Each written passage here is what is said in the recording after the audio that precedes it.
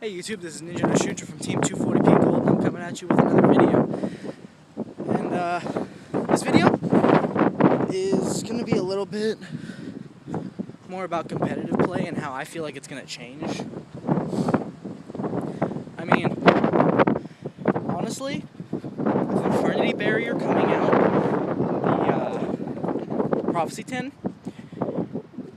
I think Infinity is going to become competitive again.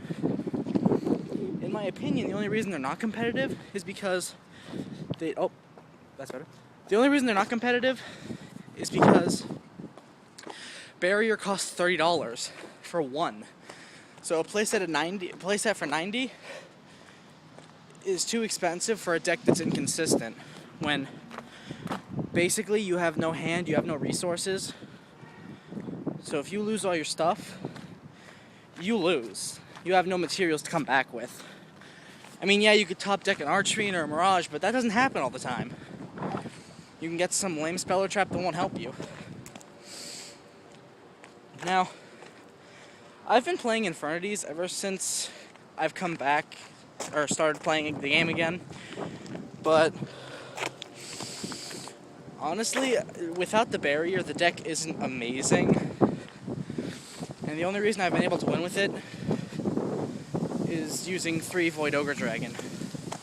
And Void Ogre Dragon was a really great push for Infernity, because now with it and Barrier being reprinted, the deck has a really good chance of becoming competitive. Specifically because with Void Ogre Dragon locking down the spells and traps, you don't need to waste your Barrier on spells and traps. You can use them on the monster effects that give you trouble.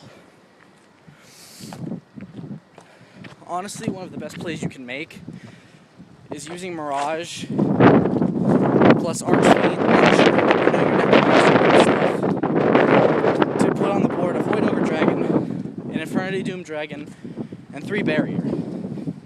This setup will usually kind of stall you through the game till you win, because you have monster removal, you have Barrier for any protection you need, and you have Void Ogre Dragon, so you don't have to waste a Barrier too early. As long as you can keep your hand empty, that's your win situation. But since Barrier's coming out, there's definitely going to be a rise of Infernity players, and the only reason it probably won't top is because of Macro, or Macro Rabbit even. Just specifically that the side deck murders it. Infernity is one of the decks that I will play as much back row hate as I can, because it honestly slays you. Back row is the only thing that stops Infernities from going full on win all the time. Like, Infernity is probably one of the most back row heavy playable decks that loses the most to back row. With such a monster count where you just reuse the same monsters over and over, and your graveyard is basically your main deck, you play 14 to 15, maybe 16 traps. Getting through that is very difficult. Infernities are my favorite deck to play, but I haven't been able to play them at locals or competitively because I don't have the money to dish out for a Barrier. The only reason that Barrier is so good is that it's a solemn judgment without a cost.